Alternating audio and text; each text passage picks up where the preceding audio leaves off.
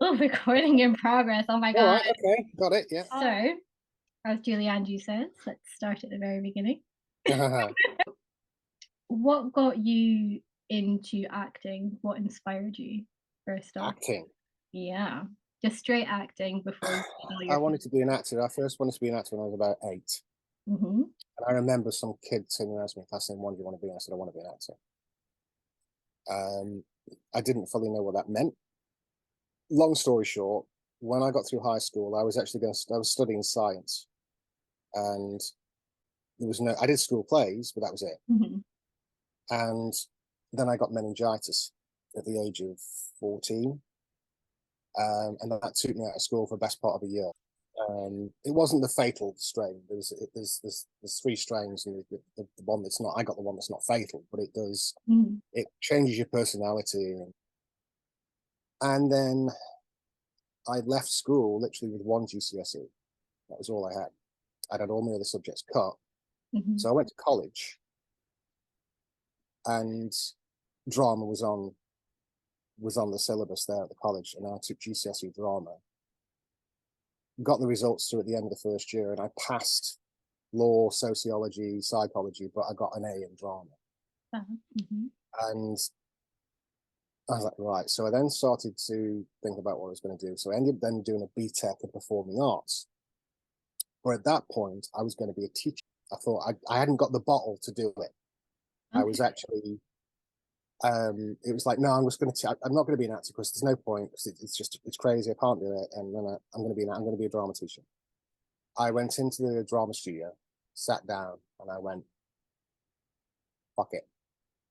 And I applied to Mount U. Was your first role in theatre, or did you do TV first? No, I started off in musicals. I trained at I did the 3-year musical theatre course. Right. Um, I wanted to be in Les Mis, and I wanted to Oh, who do. doesn't want to be in Les Mis, right? Oh, at one point Tell they saw me. me. Like, honestly, I had 6 recalls for Les Mis at one point, Oh, who and I for? still didn't get it. It's because they can. They can do it because they can. Yeah. Um, my first job was actually for Leicester Haymarket, as it was. It's now the Curve, hmm and it was a musical called Rock Hard, which was a '60s jukebox musical, hmm and I had to sing. It's not unusual. I had to do Tom Jones. Um, and that was really it. That was my first job, and that led to another workshop. Well, we did a workshop of another production. I auditioned for that. That was a one-off, and then yeah, I just started doing musicals, and that culminated in me working in the West End around about 1999. hmm I got a West End credit. I was in Whistle Down the Wind, the original production that was in town at the Old Witch. Um, in the meantime, I'd done things like Rocky Horror Show. hmm Uh, I played Riff Raff. That was at the English Theatre Frankfurt. And then, as far as the Creatures thing, hmm that kind of just came along while I was doing my second job. It was very early days. I'd been out of drama school about 3 months, and I went up for a casting for a film that was The Fifth Element, Bruce Willis, What a film. and they wanted actors that were 6 feet and Okay. above, and they wanted 3 actors to do all the foreground creatures stuff, hmm and then the rest of it were all essays. They were all extras, and they were all they drafted them in from 2020, the extras agency, and they were all ex-military. They were all built like just brick shit houses. And then there was me, and I was a skinny little boy. Um, Even the 2 other actors were taller than me. hmm We got called to set the first day. I hadn't got my full rig on. They had to give me false muscles. They actually built false muscles for me, so I looked Oh, bigger than wow. I was. Okay. And I walked on set, and Luke Besson just looked at me and went, "What are you, the mascot?" And everybody creased up. I got very red. Oh. And basically, I went to see the casting director for it to get it. I went to see the casting director, Lucinda Sisson, who's gone on to do the Batman, the Dark Knight trilogy, and Yeah. also. Um, I went in and met her at Ealing Studios. Uh, she said, "So in the cast, she got the cameras on me. So have you seen any of Luke's stuff?" And I went, "No." And she went, okay, have you seen Nikita? I went, no. She went, Leon? No. The Big Blue? No. And she stopped the tape. And she went, okay, Luke's a great guy, but if you tell him that you've not seen any of his films, he's not going to be happy.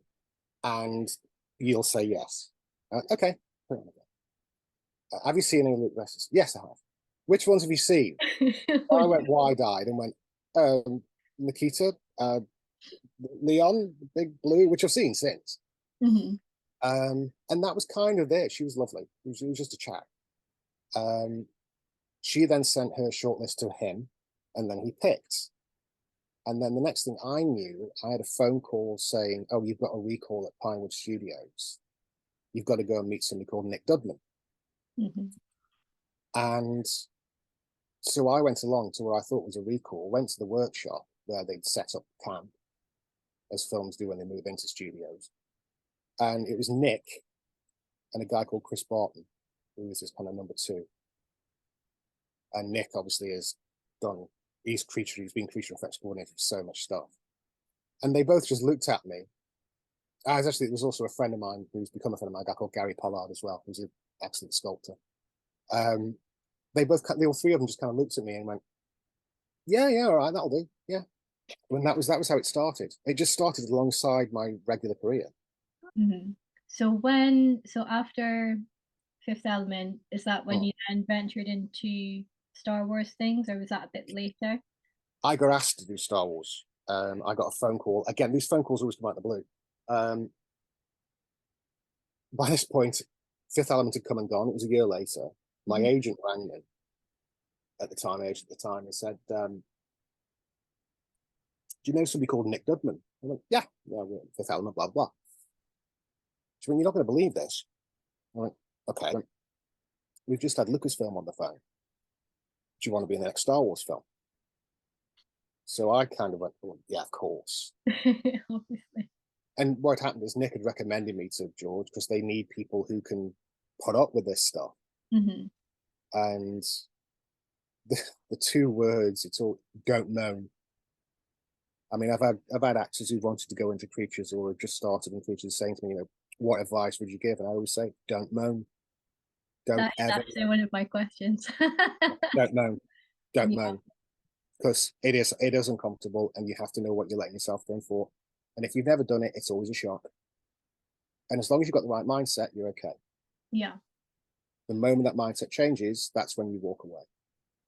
So yeah, that's what happened with Star Wars. And then I was hired as one character, then it became two characters, then it became three characters, because it's easy to recycle you. Because they've already got your head cast. That's it. So they don't record. Yeah, exactly. And it's a lot easier than hiring about 6 actors that they're having to break in and go through things and are you claustrophobic and all that kind of stuff. That's a lot. Come on, mouth breather. Yeah, that's not fun. Back in the day when I used to have head casts, I would actually fall asleep inside. You have to stay awake, because if you fall asleep while it's setting, of course it ruins the cast. Yeah, you'd have to try to jab me to make sure I was still awake. Let's stick with Star Wars for a moment. What was your call times like? Like 3 a.m.? No. I mean, you hear about the mythical 3 a.m. calls, but I've never had to do that. You are generally, your call time is usually at least 2 to 3 hours before everybody else. And then obviously you're there for another hour afterwards when everybody's gone home. But the thing to remember that always kept me, that was very obvious to me, and that kept me from ever complaining is, well, I'm there 2 hours before everybody else. Well, that means the Creatures team are there for 3 or 4 hours before anybody else. They are there at 3:30 sometimes in the morning. I think the shortest prep I heard somebody ever say is, oh, well, we'll only be here for about an hour and a half, and then we get to go. And it was because they were using animatronics, and so all they needed to do was clean it out and touching up any rips, tears, or anything like that. However early you are, they are there earlier. They've also spent weeks, months in the studio beforehand, building, testing, rebuilding, getting approved. So during the application process, what did you do to keep yourself entertained? Depending on the day. Okay. Some days you don't want to speak to anybody, Hmm. just like any job, and other days you're more sociable. Some days, depending on what I was wearing, I'd have earphones and would listen to music. When I was working on Last Night in Soho, it was audiobooks. But the bizarre thing is when you're wearing an animatronic rig, Hmm. you're literally working with somebody that you can't see, who's at the side of the set, who's controlling your face, that you're having to match Hmm. your body to what they're doing. You can't really hear a lot because all you can hear is the servos going. Even with the earpieces, you still just hear the servos and the batteries going. So you just end up with this symbiotic relationship with this person. And you chat and you talk about life, and the fact that they're not an actor is always helpful. In fact, the best, it was actually, I learned it on, it was actually a girl who said it to me on Last Night in Soho, going back after I said I'd never wear Creature's makeup again, by the way. Oh, okay. Oh, I swore off it a long time ago. But she said to me, it was the best way to describe a Creature's performer, and that is, you're a prop with a heartbeat, but you are. Nice. I like You're that. a A prop prop with a heartbeat. heartbeat. I really like that. That's really cool. Sometimes they do forget, the moment you put something on, Hmm. people forget there's a person in. Under there, yeah, totally. A guy I worked with on The Waters of Mars, the last Doctor Who episode I worked on, he'd just come off working at the West Yorkshire Playhouse in a straight play. He'd done bits of TV before that. And he just couldn't get over the fact that all of a sudden, because he got this stuff on his face, everybody treated him differently. He was like, but they just ignore you. They just, yes. At what point during the application process did you begin to feel like the character you were about to embody? Once it was on, Hmm. and that goes for whether it's animatronic or prosthetic, because they step away, they stop doing that at you for how many hours, and you get to look at it. And usually, if you're wearing contacts, the contacts are the thing that go in last. Yeah. Sometimes at the side of the set, so you don't always get to see. But then you look in the mirror and you start to play with what you've got, what's already put on there. You work within those confines. It sounds restricting, but actually it's quite freeing. I've only ever done one job when I looked in the mirror and didn't recognize myself, and that was I did a TV show called Hex back in early noughties, and they hired me to basically play Demon of the Week, and I was Demon of the Week for 4 episodes, different demons. They used to just pop a different head on me, same body, just different head. But I remember playing one demon, and I looked into the mirror, and I got gold contacts in, and the mask and the silicon was considerably different from what I've been wearing, and I just thought I can't see any of me in there. Yeah. Because obviously, if you're wearing a prosthetic, you can't really. You can't do that, yeah. Because if you do, depending on the prosthetic, if you do that, you'll be able to tear it or it'll pull. So you incorporate that into what you're doing, but that's when it starts. You look in the mirror and just see what. And the rest of the time, you just feel your way through, express with your face. You don't think about it. Yeah, you don't. You just do it. Yeah. So I've never spent a massive amount of time in front of the mirror, kind of looking. It's just a case of playing. What's been your longest makeup? How long have you been sat in the chair? Oh, I did an advert for German TV, and I played an alien in that, and that was for 4 hours 20. That was actually heavier than the Bib Fortuna makeup I wore in Star Wars. It was actually for Last Night in Soho, and it was actually quite a simple prosthetic. It was a piece over the eyes and a piece over the mouth, and then body paint. But that all, because it has to be blended in, that took such a long time. And when you're being dabbed with cold body paint for a very long time, you get cranky. Okay, and your shortest? Shortest? Yeah, what's your shortest? Shortest is actually when you wear an animatronic mask, because they just put it on. And it comes off in between takes, if you're lucky, if there's enough time. They'll take it off, and you actually get to walk around with your head off, and then they plonk it on like a crash helmet. And then they touch it up. They touch it up. And that's the shortest. That can be anything like 20 minutes. How long did it take for you to be de-rigged for any job? It depends on what you're wearing. Usually you're talking about an hour and a half. We did make the mistake one day on Doctor Who of having a race with myself and Paul Casey. And the two artists went, let's have a race, see how quickly we can get it off. They did it in 45 minutes, but I ended up with a huge welt right down here. because it has to come off something called Nicest, which you've probably heard about. Yes. You use Nicest to get it off, and it's a gradual pulling process with the Nicest. But if you rush it, then you take skin off with it. Wearing Creature's makeup, I've had black eyes, chemical burn, a chair in the face. Chair in the face. Yeah. How did that happen? It was Doctor Who, and the actor was supposed to hit me with a balsa wood chair across there, but he missed. He hit across there. Oh. And balsa wood hurts. You always see it in movies. It still hurts. Trust me. Artists that you've worked with, right? You have to speak to me about Barrie. Ah, you have to speak to me about Barrie. It was a tough shoot. Last night Soho was a tough shoot because it was, by and large, night shoots. Yeah. In Soho, you'd start work at 4:30 in the afternoon. Lunch was at 1:30 a.m. or 2 o'clock in the morning. What the guy's like, I just sit there and go, well, he's a really nice guy, because that's the level that we communicated on. Yeah. I mean, as far as the work,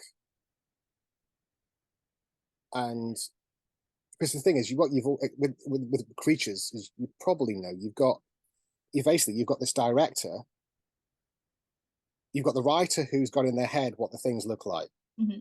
Then you've got the director who then decides what they look like in his or her head. Then on top of that, then it's the Creatures guys to make their job is to make that real, make it flesh, and things like that. They're working within physical realms. Yeah. It's even worse and it's actually been at most of the projects I've worked on, the larger project, it's always been the director's also been the writer of the script. So they're a double nightmare. So they've got their own vision, then how it wants to come across, or how it fits into the script, and then okay, you make that happen. And the impression I got with Barrie is what you get with all these guys is this infinite patience. Patience with directors wanting the impossible, patience with actors who go, well, can I just go to the toilet now? Yeah. And they're like, well, we're in the middle of it, and they expect us on set. What time are we due on set? We're due on set in 2 hours.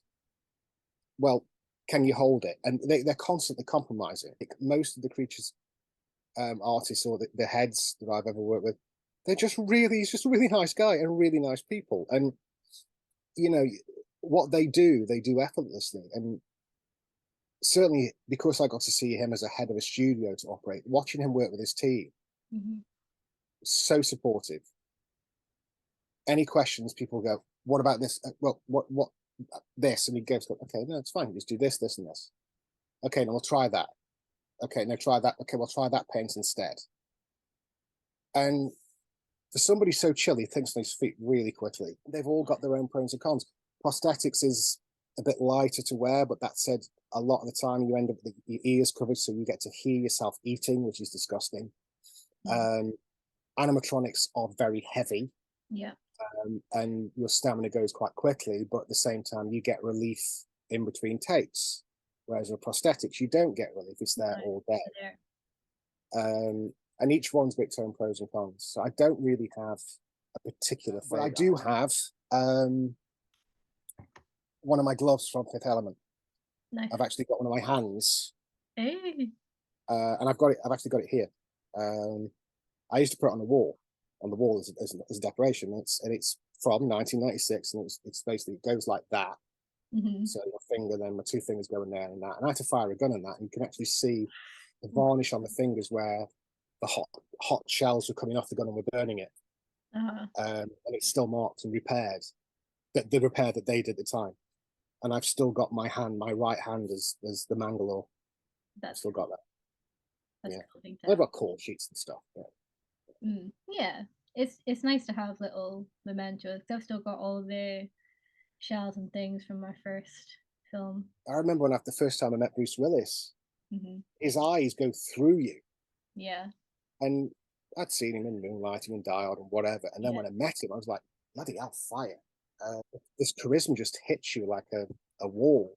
Yeah. So, do you know what? I've never been to a con. Always wanted to go, and I really wish I'd gone last summer. And the times with you, which I get off for, which I was very upset about. So I do That's a apologize. shame, because from my point of view, you get to it's like it's a bit like that in Last Night in Soho. You get to show somebody that, Yeah, you know, that opening scene in Last Night that we were talking about, yeah, the scene of Last Night in Soho. You get to sit somebody down and go, right, now look. yeah. And because I've experienced it for years, Hmm.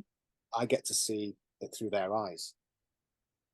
Yeah. Uh, and that was why I wanted it, because you actually get to go, right, now stop, now look, and see this craziness. What, so for you as an actor, what is it like to be sitting at that table with people ready to talk to you? What does that feel like? At the risk of sounding kind of fake humble, which I don't like, it's a privilege. Um, People actually want, basically, you go to these things, you sit behind a table, and people actually want to come up and speak to you and spend time with you. And yes, there is a huge cross section of people, but Hmm. by and large, they're very normal people with a passion. Yeah. And it's a very warm and kind experience. Occasionally, you'll see somebody that will touch you, or you hear a story, Hmm. and it'll bring a lump to your throat. You find out about kids that have gone through cancer, and watching what you've done has got them through it, or your Yeah. character that you happen to play has got them through it. It's a massive privilege, and it's surreal. Hmm. It's weird. It's crazy. Um, that said, I always say this. I used when before I retired from the convention circuit, and before I went back, Hmm. there was one thing. No matter where I'd gone in the world, I'd always hear this three-part question. There'd always be somebody who would come up to me, usually when it's quiet, and they kind of go at me Oh. and peer, and they look down at the photos and they go, "Is that you?" And you go, "Yeah, that's me." "That's you, is it?" "Like you." And I actually got to a point where I took a little bell with me, and when I got it, I'd ring the bell, and all the other actors that I was working with, they would start giggling because they'd heard me ring the bell. And it got to a point, it didn't feel like a convention if I hadn't had that. But you just see that it's, people who come up. I mean, I've had people come up to me and they say, "You're my favorite Jedi," and you're like, Aw. "I'm not. It's the master I'm on." It's things. And yeah, you're touching people's lives. Mhm. Do Uh, you, because reading things from some of the other cons, like people are saying things are so rushed. yes, they Do can you be. do you guys feel that? Well, um, not the cons I tend to go to. It's usually the big ones. Mhm. Um, and that's when literally the actors don't even get to take the head up. They're literally just signing and signing and signing. Mhm. But it all depends on the organisers. And I've been quite lucky. A lot of the organisers that I've worked with are actually quite good, and they care about what they're Yeah. doing. These are always busy. The Yeah. panels. Mhm. Do you feel things can be quite overwhelming when you're at cons sometimes? So I've never made a secret of it, and I've never made a secret of it for a reason. Mhm. That's for the, not because of many great shakes or a saint, but because of the benefit of other people. Mhm. It's no secret that I've suffered over the years with mental health problems. Um, there have been times at conventions, not that often, but there have been where I've started to feel a bit ill, and it Mhm. felt a bit much. Um, and so I will then say to the organizer that I'm excusing myself for a couple of hours or for the Mhm. rest of the day. No, not that I ever leave like 5 hours early or anything like that. Mhm. But there's been times in it. But it's like anything, you manage it, and you deal with it. But you also, that said, you flick into a certain mode, and you make that broken part of your brain take a back seat while you do your job, as well. Um, so it just depends. But it's I've never really felt overwhelmed at the show. Apart Okay. from I've just felt a bit ill sometimes, but Yeah. when I've been feeling fine, I've never felt overwhelmed. It just like, you stop and go, "This is crazy, insanity, wonderful, naughty." So any feature projects or auditions at the moment? No, You it's can't got talk again. about It's gone quiet.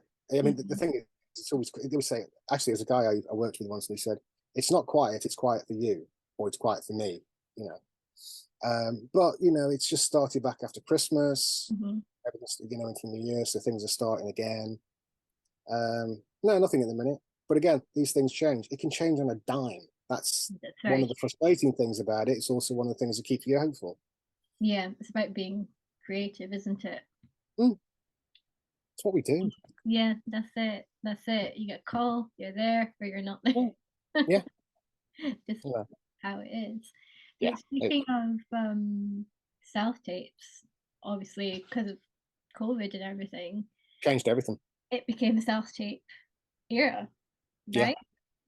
which actually made things better. I mean, I prefer it. Self tapes are. I like self tapes. Hmm. They're a, you can do it in your own time. You can do more than one take if you cock it up. It's brilliant. That's it. That's it. Because that's how I always feel about between filming and Mm, theatre. yeah. I prefer filming because you get more than one go to do things, as you've just said. Well, you do. I mean, the only problem is obviously.